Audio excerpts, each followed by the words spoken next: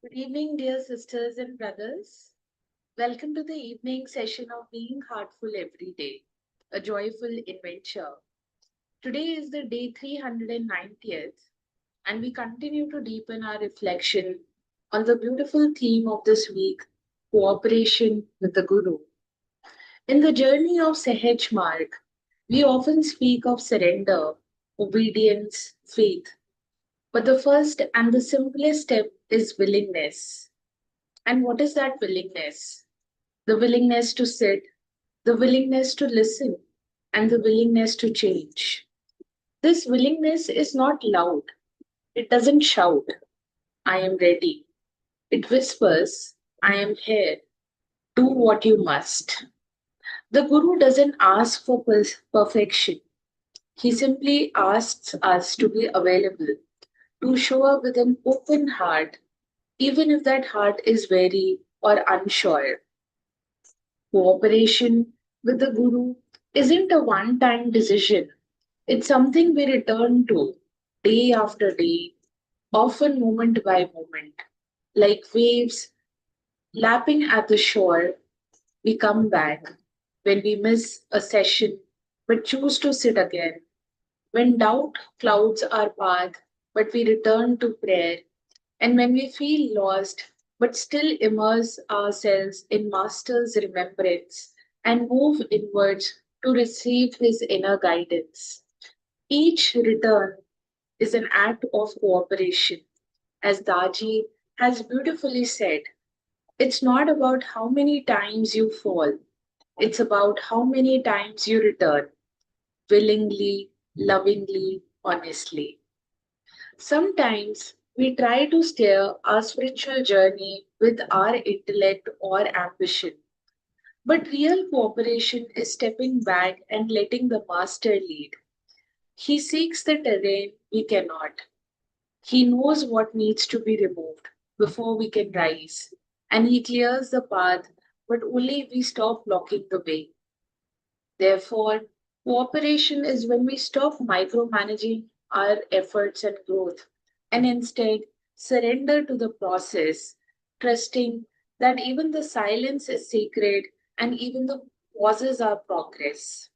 And we stay aligned by staying in practice, in remembrance, and in love, by meditating with sincerity, by cleaning, by praying with humility, and by living each day with the awareness that the Master is walking with me. Am I walking with him? Dear sisters and brothers, we will now proceed further. And let us also extend the gift of master classes and being heartful every day with our family and friends. And we will now return to our reading from A User's Guide to Living, Part 5 by Daji.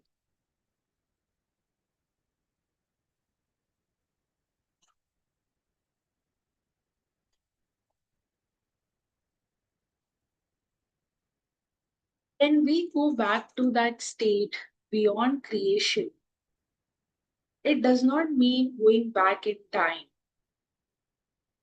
It means to dissolve into singularity and beyond. It sounds like science fiction, but it is possible.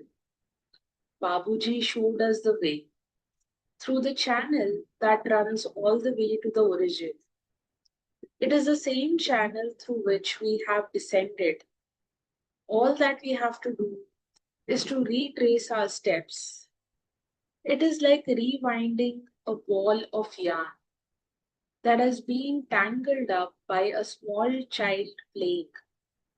Imagine that we are helping a tiny little ant find its way back to the beginning of the yarn.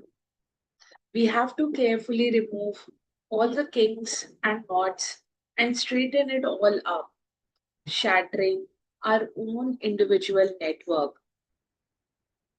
But before that can happen, we have to reverse the flow of our intention and attention from the outward pull of greater and greater complexity, diversity, and entropy to the inward pull of simplicity, purity, and unity. we realign ourselves with the centripetal flow toward oneness, toward God. Can we do this alone? No. It requires help from a fellow traveler who has already experienced that oneness. It's not so simple. This concept of simplicity may appear to be very simple, but it is not so simple to apply it in our lives. Why is it so? Because until the veils of complexity are removed, we have no experience of simplicity. It is like climbing a mountain through forests and gullies. Until we reach the peak, we cannot appreciate the level to which we have come and the view. Most of us meditate without a full understanding of what it really entails. There is something in us that is tugging or pulling from inside. At this stage, we are a seeker. At some point, we find a trainer who volunteers to teach us how to meditate, and we become a student. We usually have many concerns and questions, and if we successfully navigate them, we move to the stage of being a novice practitioner. We experience inner transformation and the vastness of a metaphysical universe and realize that there is a lot more to meditating than we originally thought. So we graduate to the level of a committed practitioner with a daily habit of practice, and here our inner journey begins. At this stage, we begin to get a glimpse of the work of the guide, but it is not until we become an adept practitioner that we start to really develop faith in him, accept him with all our being, and fully surrender to him. This requires transcendence of the ego, and while we willingly take help from the guide for our onward journey, our part in this development is to refine our character and behavior, the human side of life. Spiritual growth is the work of the guide, and character development is our work. Both have to go hand in hand for us to grow. Actually, it is the character that is the foundation of spirituality. Real expansion happens only when there is both vertical growth and horizontal growth in proportion to each other. Ego is not the enemy, it is a great instrument, a great friend. The word ego was popularized by the founder of psychoanalysis, Simon Freud, and his colleagues in the early 20th century. Although it has been described for many thousands of years in the yogic literature as one of the subtle bodies, ahankar, as described above. This subject is so vast that it is not possible to cover here, but suffice it to say that the science of the ego was explored in depth by the ancient sages of the East, and that the exploration has evolved even more deeply during the last 150 years by yogis, during roughly the same period as Freud and Western psychology has taken up the topic in earnest. Dear sisters and brothers, we will take a pause here as it is time for the universal prayer and Friday 9 p.m. meditation with beloved Daji. Let us prepare ourselves. Let us now offer the universal prayer together with Lord of love in our hearts and with gratitude for the unseen hands that hold and guide us. All brothers and sisters are being filled with love and devotion, and real faith is growing stronger in them. सभी भाई बहन प्रेम और भक्ति से भर रहे हैं और उनमें सच्ची श्रद्धा दृढ़ होती जा रही है।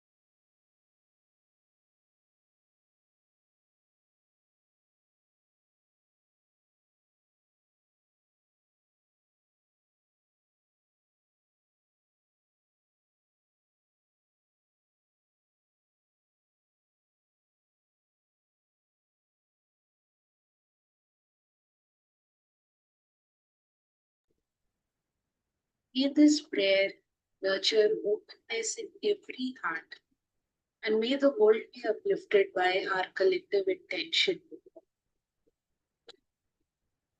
And as you prepare to rest tonight, let us remember to offer the bedtime prayer and the reflections for the day. You may gently ask yourself, am I letting Master lead me, or am I still trying to hold the reins? Let your thought tonight be a soft offering. I am willing, I am ready. Do as you will. Dear sisters and brothers, thank you for being with us in this evening session. And as we journey further into this sacred theme, may cooperation shift from an idea to a way of living for each one of us. And we look forward to your presence for the morning session tomorrow at 6 a.m. as we continue to explore the silent bond between us and beloved Master. Wishing you all a very good night, and may your heart become an ever deepening echo of Master's love. Thank you.